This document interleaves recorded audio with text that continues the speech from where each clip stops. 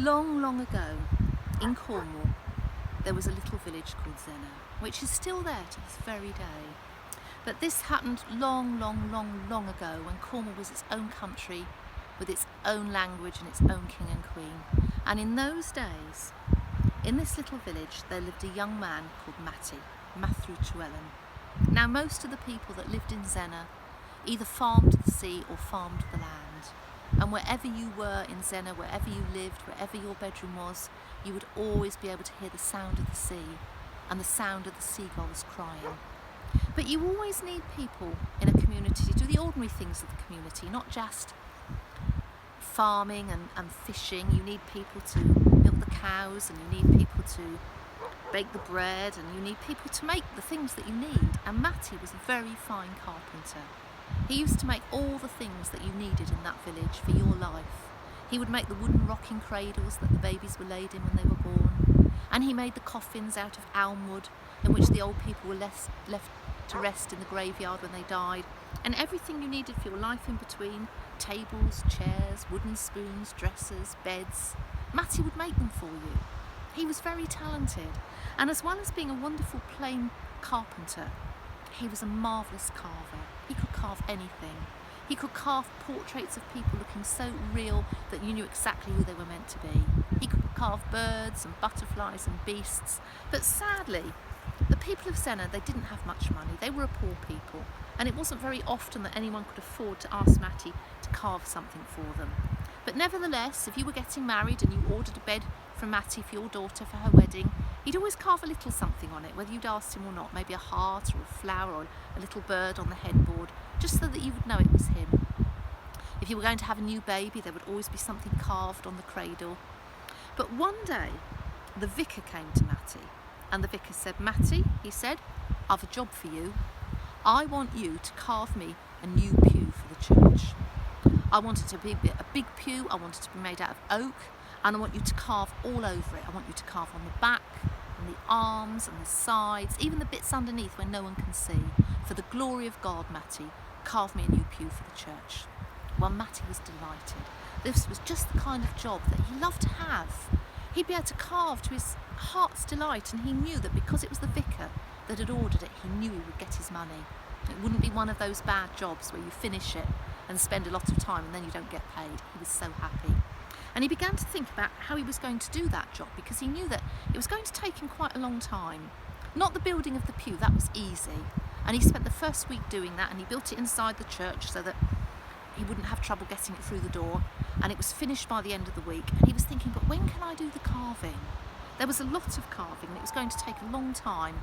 And he thought, I know, every night when my day's work's done, after I have my dinner, I'll take my mother's oil lantern and I'll go down to the church, and that's when I'll carve for that couple of hours between supper and bed. And he knew he wouldn't mind doing it in his free time because he loved to carve. It was his favourite thing.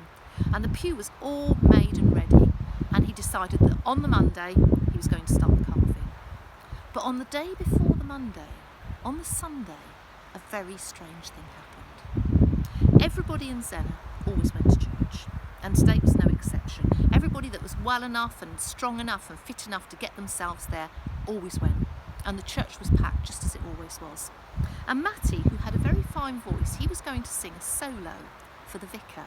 Now this always made him nervous because he was very shy, and he was sitting a little bit just behind the vicar and slightly to one side, looking out over the congregation so he could see everything that was going on. And the vicar opened his mouth and he was just about to start the sermon when all of a sudden the church door creaked open, and in came a stranger in a long cloak.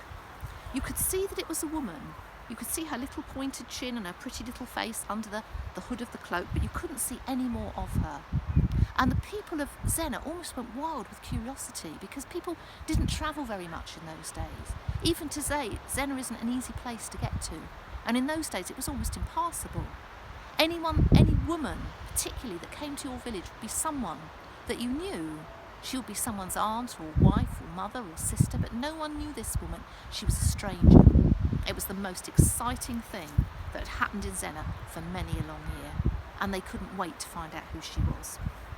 Well, the vicar began his sermon, and the people of Zennor, like all the good people they were, They turned forward to pay attention to their vicar, even though they were dying for the service to be over so that she could find out who this person was. And the only person now who could see her, apart from the vicar who was concentrating on his sermon, was Matty. Matty could see her, and she could see him. And all the way through the service, she fixed her green eyes on Matty's, and she never took her eyes from his face. And Matty felt very uncomfortable. He wasn't married, he didn't have a girlfriend, he was very shy of women.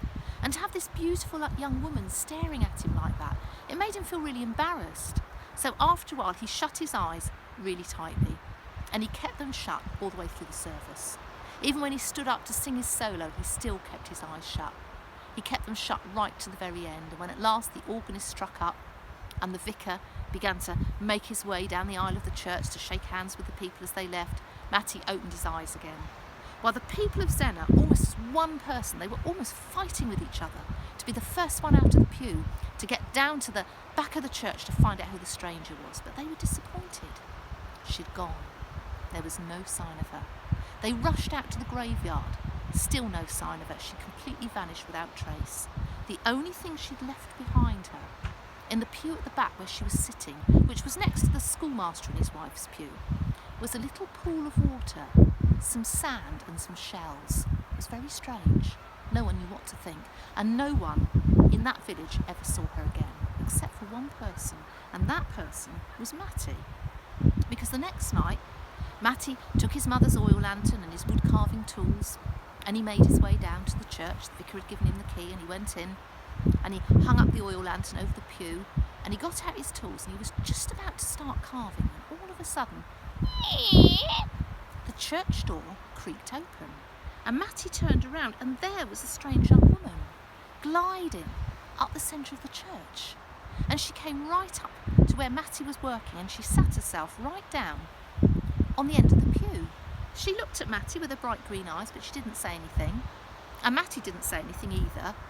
And he began to carve. After a few minutes, he thought perhaps he should have said good evening.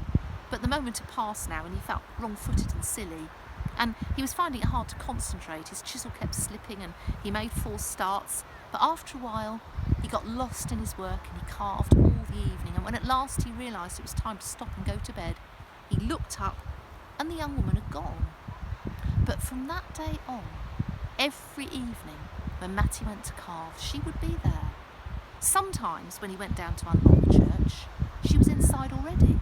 And that was a strange thing altogether, because only he and the vicar had the key. At other times, he'd start carving, and she'd suddenly appear as though by magic. He wouldn't have heard her at all. But however she came and whenever she came, she was always there. And the weeks went by, the weeks turned into months. The carving was coming on apace. And then one day, after he'd been carving for about 5 months, one evening he knew that he was going to finish the pew that day. And he was really excited because it was going to be a lot of money. More money than he'd ever had in his life and in his mind. He'd spent it many times. He'd thought about a new roof for his mother's cottage, a little fishing boat for himself, all kinds of things. He couldn't decide. And he knew that tonight there was just one little long place left on one of the arms of the pew where he needed to carve something. It would be finished that night and he'd be able to get his money. But the other thing he was thinking was, when he finished the carving, would he still see the strange young woman anymore? And the thought that he might not ever see him again made him really sad. He'd fallen in love with her, you see. And so he went down to the church that night with very mixed feelings. And when he got there, she wasn't there, but that wasn't unusual. And he got out his tools and he hung up the lantern, he looked at the place where he was going to carve, and he couldn't decide what he was going to carve in it. He'd carved so many things. Birds and butterflies, bees and flowers, all kinds of things. And he just couldn't think what he was going to do in this last little space. And while he was thinking about it, the church door creaked open. And in came the strange young woman. She came gliding up the centre of the church just like she always did. She sat herself down on the end of the pew, and she looked at Matty and she smiled, and for the first time in all the months she'd been coming, she spoke. And she said, "What are you going to carve, Matty? What are you going to carve, Matty?" And all of a sudden, Matty knew what he was going to carve. He looked at her, and her voice was like the sound of the wind and the waves. And he picked up his chisels and he set to the wheel, and he carved all night long. He carved until about 5 o'clock in the morning. And then he, panting like a man who'd run a race, he flung down his tools and he stood back and he looked at what he'd done and he knew it was the best thing he'd ever made. And he turned round and she was still there and she smiled at him again and she said, "Come with me, Matty. Follow me, Matty." And she rose and she began to glide in and out of the pews. And like a man in a dream, Matty followed her. He followed her in and out of the pews, out of the door of the church and into the graveyard. He followed her in between the tombstones wreathed in early morning mist. They went out of the graveyard, they crossed the road and they went down to the beach. He followed her down the sand right to the very water's edge, and when she reached the water's edge, she threw off her cloak and Matty could see what she was. She was a mermaid, and she held out her hand and she said, "Come with me, Matty." And Matty put his hand in the hand of the mermaid and together they went down under the sea, and the sea closed over their heads, and no one in this life ever saw Matty again. But later on that morning,